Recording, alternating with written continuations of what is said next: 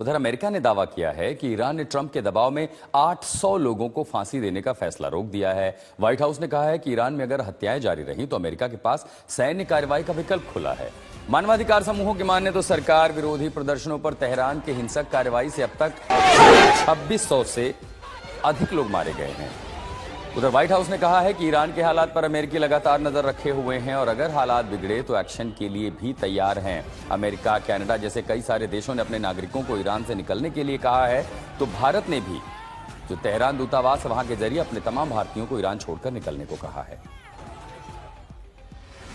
What I will say with respect to Iran is that the president and his team have communicated to the Iranian regime that if the killing continues, there will be grave consequences. And the president received a message, as he revealed to all of you and the whole world yesterday, that the killing and the executions will stop.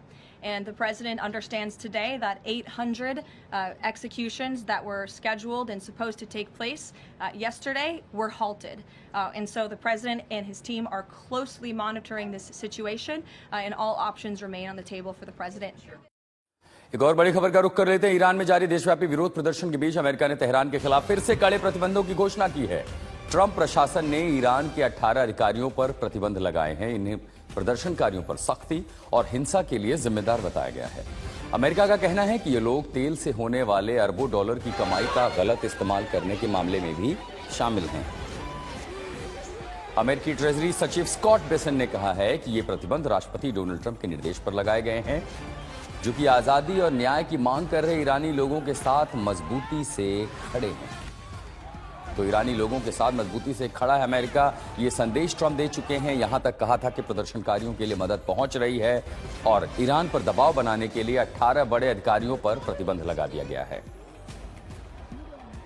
President Trump stands with the people of Iran and has ordered Treasury to sanction members of the regime. Iran's leaders have brutally responded to peaceful demonstrations with violence, from mass shootings in the street to attacks on wounded victims in hospitals. Today's sanctions target 18 individuals and entities that the regime uses to evade sanctions on Iranian oil and divert proceeds from its energy sales away from the rightful owners, the Iranian people. उधर Iran में सरकार के खिलाफ प्रदर्शनों का सिलसिला लगातार जारी है। जॉर्जिया की राजधानी तिब्लिसी में रहने वाले दर्जनों ईरानियों ने ईरान दूतावास के बाहर खामनेई सरकार के खिलाफ विरोध प्रदर्शन किया। प्रदर्शनकारियों ने तिब्लिसी स्थित ईरान दूतावास के बाहर आयतुल्लाह के पोर्ट्रेट जलाए, तस्वीरें जलाई, नारेबाजी की। प्रदर्शनकारियों ने ईरानी और इजरायली झंडे भी लहराए। साथ ही रेजा शाह पहलवी क्राउन प्रिंस जो एग्जाइल में हैं, उनके समर्थन में आवाज उठाई। प्रदर्शनकारियों का कहना है कि देश पर 47 सालों से तानाशाही का कब्जा है, उन्हें अपनी सत्ता वापस चाहिए।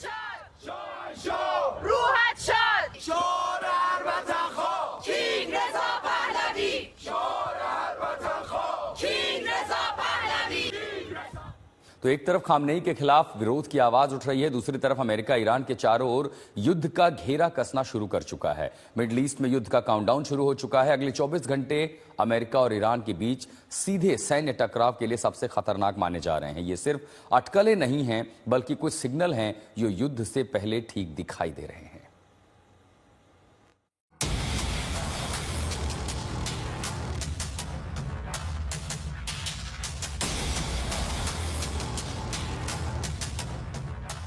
अगले 24 घंटे में अमेरिका ईरान पर हमला कर सकता है। ये सिर्फ अटकल नहीं, बल्कि अटैक के कई सिग्नल मिल रहे हैं। ट्रंप की धमकी और ईरान से सारी बातचीत बंद करने के बाद ईरान के मिलिट्री चीफ ने कह दिया है, हम अमेरिका या इजराइल के साथ युद्ध के लिए पूरी तरह तैयार हैं। वीडियो जारी करते हुए मेजर जनरल पाकपुर ने कहा है कि अगर अमेरिका या इजराइल हमला करते हैं तो ईरान तेज और जोरदार जवाब देगा। अमेरिकी नौसेना ने हलचल बढ़ा दी है। अभी ईरान पर हमले के लिए 3 अर्ले बर्ग क्लास गाइडेड मिसाइल डिस्ट्रॉयर तैनात हैं। उनके पास 150 टॉमहॉक क्रूज मिसाइल मौजूद हैं।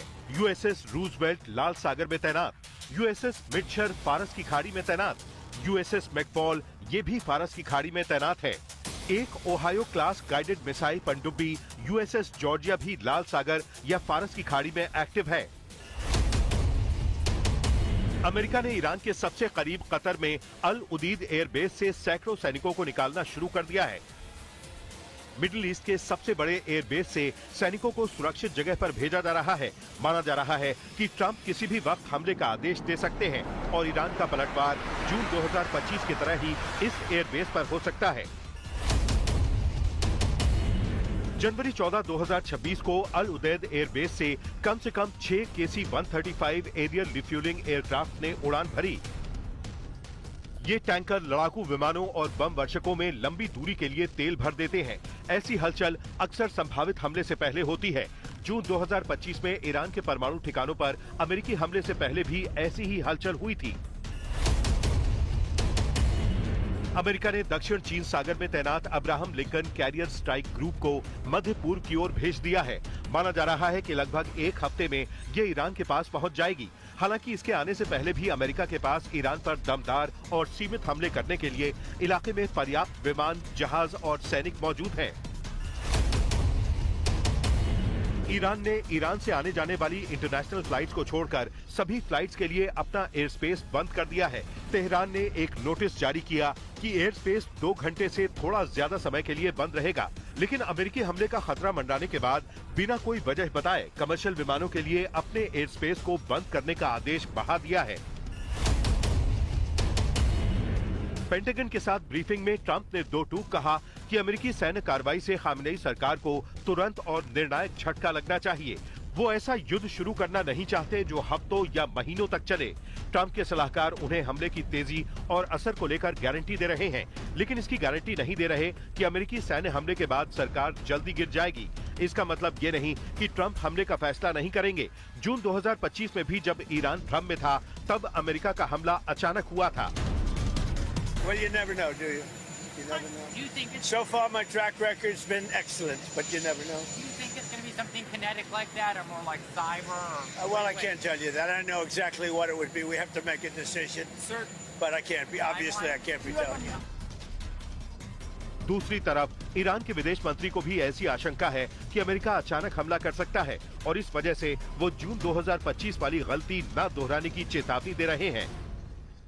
My message is do not repeat the same mistake that you did in June. You know, if you try a failed experience, you will get the same result. You know, in June, you destroyed the facilities, the machines, but the technology cannot be bombed, and the determination also cannot be bombed. Trump Iran के प्रदर्शनकारियों के साथ खड़े हैं और वो Iran पर कुछ बड़ा करना चाहते हैं। इसका जवाब ईरान भी देगा और इस वजह से इजराइल ने कई शहरों में अतिरिक्त आयरन डोम एयर डिफेंस बैटरी तैनात करनी शुरू कर दी है। ये भी दिखाता है कि ईरान पर हमले का काउंटडाउन शुरू हो गया है। आज तक ब्यूरो।